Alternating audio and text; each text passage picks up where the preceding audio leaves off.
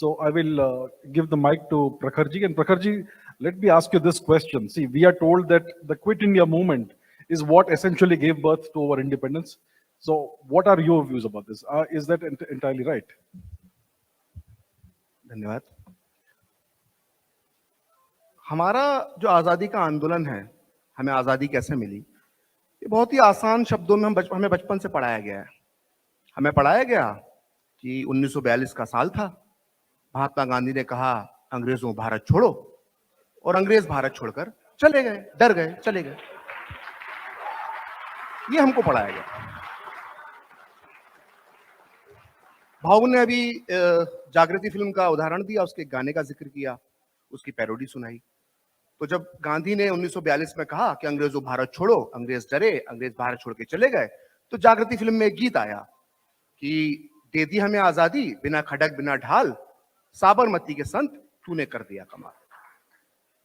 बचपन से गाना मैं सुन रहा हूं, और ये इतिहास जो आपने सवाल पूछा 1942 के भारत छोड़ो आंदोलन का, इसका भी इतिहास जो मुझे पढ़ाया गया मैं पढ़ रहा हूं।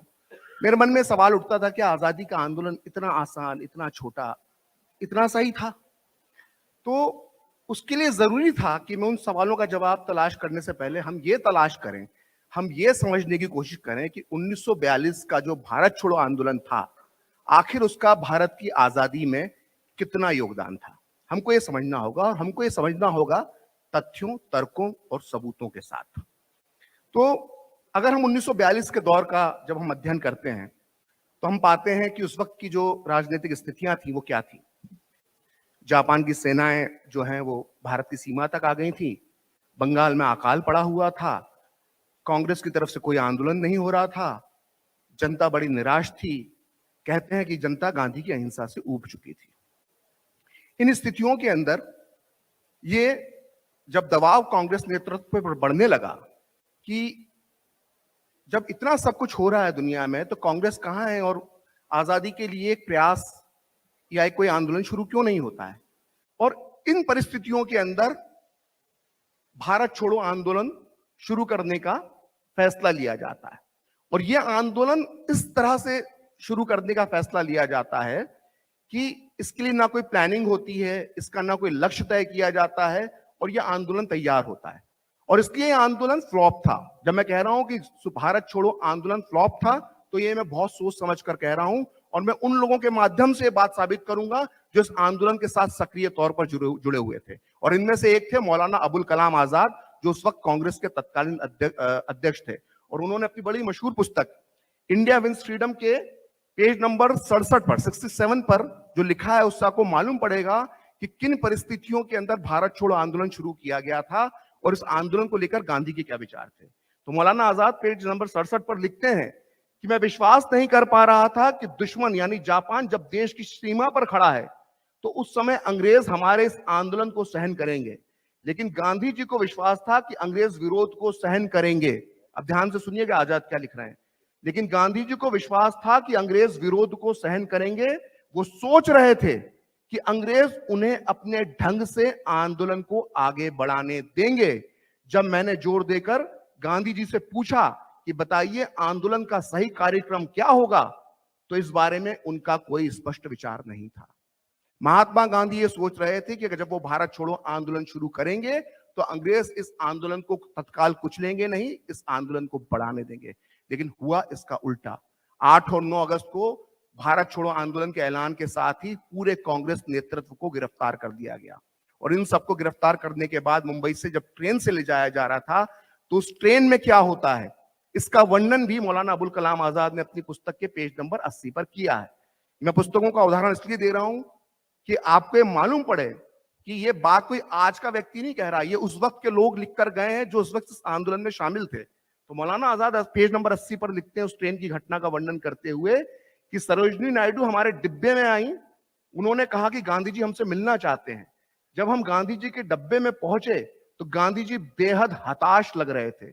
मैंने कभी भी उन्हें इतना निराश नहीं देखा था। मैं समझ गया कि वो इतनी अचानक गिरफ्तारी के बारे में सोच भी नहीं सकते थे। जब चूंकि उनके सारे अनुमान गलत निकले थे, इसलिए वो तय नहीं कर पा रहे थे कि अब क्या करना चाहिए। गांधी जी को अंदाजा नहीं था कि जिस आंदोलन को वो शुरू कर रहे हैं वो किस दिशा में पहुंच चुका है और कितनी जल्दी वो कुचल दिया गया। गांधी जी को अंदाजा था कि 1-2 महीने आंदोलन चलेगा और हमें सफलता मिलेगी, लेकिन 24 घंटे 48 घंटे में इस आंदोलन को कुचल दिया गया। अरुणा आसफ अली को 42 की बिजली कहा जाता है। उन्होंने इस आंदोलन के 25 साल जब पूरे हुए 1967 में, तो दैनिक हिंदुस्तान को एक इंटरव्यू दिया जिसमें उन्होंने कहा, वो भी मेरे पास लिखा हुआ है लेकिन मैं आपको ऐसे ही बता देता हूं कि उस इंटरव्यू में 42 की बिजली अरुणा आसफ अली ने कहा कि सारे नेता गिरफ्तार हो गए थे, हम दिशाहीन थे, हमारा नेतृत्व करने वाला कोई नहीं था, हम आगे इस आंदोलन को कैसे बढ़ाएंगे हमें कोई समझाने वाला नहीं था। ये कहती है अरुणा आसफ अली, जो 42 की बिजली जिनको नाम दिया गया। जयप्रकाश नारायण तो खुद उन्होंने उसी साल जनवरी, जब अगला साल आया 1943 में, अपने साथियों को एक गुप्त पत्र लिखा। उस पत्र में उन्होंने स्वीकार किया कि हमारा आंदोलन पूरी तरह से असफल साबित हो गया है।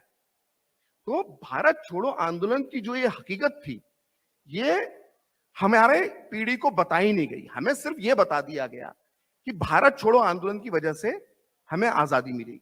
अब इसको कहने वाले, इस आंदोलन को असफल कहने वाले कौन कौन लोग हैं? इस आंदोलन को असफल कह रहे हैं राम मनोहर लोहिया, इस आंदोलन को असफल कह रहे हैं मौलाना आजाद, इस आंदोलन को असफल कह रही है अरुणा आसफ अली, इस आंदोलन को असफल कह रहे हैं जयप्रकाश नारायण, जो सब में शामिल थे। लेकिन हमारे वामपंथी इतिहासकार हमको बचपन से घुट्टी पिला रहे हैं कि अंग्रेजों भारत छोड़ो का नारा दिया और अंग्रेज भारत छोड़कर चले गए। इससे बड़ा झूठ किसी छात्र को, स्कूली छात्र को नहीं पढ़ाया जा सकता, जो मुझे और हमारी इस जनरेशन को और आने वाली जनरेशन को पढ़ाया जाएगा। मैं ब्रिटिश प्रधानमंत्री एटली का उदाहरण देना चाहूंगा, जिसको भारत आए 1957-56 के आसपास। तो एक तत्कालीन गवर्नर होते थे बंगाल के, कार्यवाहक गवर्नर थे वो, पीवी चक्रवर्ती। उन्होंने पूछा कि क्या भारत छोड़ो आंदोलन की वजह से आपने डरकर भारत को आजादी दे दी? तो बोले ऐसा कुछ भी नहीं है। और उन्होंने कहा कि गांधी जी का इसमें कितना रोल था, चक्रवर्ती साहब ने जब पूछा, तो एटली ने कहा कि मिनिमल। तो भाई ये नहीं कह रहा कि किसका योगदान क्या था या क्या नहीं था, लेकिन हमें इतिहास सही दिशा से पढ़ाना चाहिए। हम लोग अपनी बुद्धि से सोच सकते हैं कि देखिए, जो मेरी उम्र है और आप लोग जो यहाँ पे बैठे हुए हैं, हमने कई क्रांतियों के बारे में पढ़ा। ईरान की क्रांति हुई, 3 दिन के अंदर जो है वो शाह की सत्ता चले गई, खोमेनी सत्ता में आ गए। 1989 में जो पूर्वी यूरोप में जो क्रांतियां आई, उन सबके तो गवाह है, हमने टीवी पे देखा है, दूरदर्शन पे उस दौर में हम 1990 के अंदर वो पूरा परिवर्तन को देख रहे थे। बर्लिन की दीवार को हमने ढहते हुए देखा, हमने हंगरी में देखा, हमने देखा कैसे रोमानिया में चेचस्कू हवाई जहाज से भागा और उसको मार दिया गया। मुझे समझ में नहीं आता कि 1942 ऐसी कैसी क्रांति थी जिसका असर 5 साल बाद होता है। क्रांतियां वो होती हैं जब जनता सड़क पर निकलती है तो सत्ताएं छूट जाती हैं। ये क्रांतियों के असर 5 साल बाद नहीं होते हैं। In a few seconds, you will be listening to scholar and historian Nasim Yousaf. He is a grandson of Nobel Prize nominee Allama Mashriqi and a nephew of Nobel Prize nominee Dr. Akhtar Hamid Khan.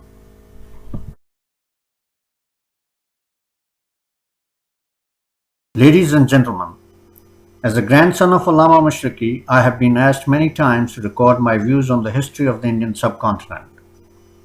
I am using this opportunity to briefly address the people of the subcontinent and to take a few minutes to express my thoughts on this topic. I hope you will listen carefully to what I am going to say. It is entirely up to you to seek lessons from the mistakes of the past. Remember, history is unforgiving to nations that mutilate their past. I urge you to wake up and realize why India was divided. Pakistan and India's history is written under the influence of the All India Muslim League and the Indian National Congress respectively. It is nothing but a pack of utter lies. The All India Muslim League slogans of Hindu domination and Islam in danger in a united India were not based in reality. The two-nation theory was publicized to spread communalism and to seek political agendas. Many people might be surprised to hear that the Muslim League's victory in the 1946 elections was on the crutches of the powerful government bureaucracy. Those of you who have not read history should know that partition brought miseries that are rarely seen in history. Millions of innocent Muslims, Hindus, and Sikhs were brutally slaughtered. My heart bleeds when I think of the suffering of helpless individuals and the females who, at the time of partition of India, were ruthlessly raped. They became victims of the confrontational and selfish politics of the All India Muslim League and Indian National Congress. It is unfortunate that a Holocaust of this magnitude continues to be dismissed for political reasons. As you must know, division has not resolved the political differences between Pakistan and India. In fact, it has aggravated the situation and has established two hostile neighbors now armed with deadly nuclear weapons. Partition has created more and serious issues than the ones that existed prior to 1947. It has left behind a legacy of hostility that probably will never end unless people on both sides change their attitude and seek unity. Furthermore, writers, speakers, and the media must stop justifying partition on the ground that Muslims and Hindus cannot get along. The Muslim-Hindu conflicts that existed during the pre-partition era were blown out of proportion for political reasons, and using them as justification for partition does nothing other than generate greater hostility. We must learn from the lessons taught by Allama Mashriqi, a true visionary. He clearly saw what would happen if India was divided. He provided solutions, including the Constitution of Free India, to resolve issues. He also sent a telegram to the last Viceroy of India, foreshadowing murder and ruin of at least 10 million Indians. The respected Mashriqi knew why India was being divided into three pieces. Therefore, in 1947, he made a final effort to stop the breakup of India and called 300,000 Khaksars to assemble in Delhi on June 30, 1947. This was not acceptable to leaders whose political ambition was attached to the division of the country. Therefore, the partition plan was accepted prior to the assembly of the Khaksars.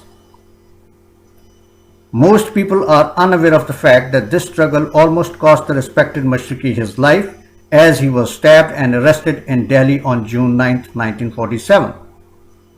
This was the day that the Muslim League accepted partition plan. Fortunately, Allama Mashriqi survived the attack. Such important facts, including his strenuous fight against foreign rule, have been concealed on purpose. Keep in mind, the British would not even have spoken to Indian leaders or thought of transferring power had there not been a credible threat to their rule from Allama Mashriqi and his well-disciplined private army of millions of Khaksars. Mashriqi's fight against the foreign rule has deliberately been kept out of public knowledge in Pakistan and India. In both countries, the Khaksar Tehreek's material from 1930 to 1947 were confiscated immediately after independence. No one knows whether these documents were burned or are rotting somewhere. These actions were taken for a definite purpose and are the reasons that the people of the Indian subcontinent have the false impression that freedom was mainly achieved by the Muslim League and Congress. Allama Mashriqi is an unsung hero. He played a major role in bringing freedom to the Indian subcontinent. He served his nation with utmost devotion and in return sought no monetary gains or public office. A major purpose of my works as a grandson of Allama Mashriqi is to enlighten people about the buried facts of Pakistan and India's freedom. I would be failing in my duty to the people if I kept those realities to myself. At the end of my message, I would like to thank all those who have appreciated my works on import and export, Dr. Akhtar Hamid Khan and Allama Mashriqi.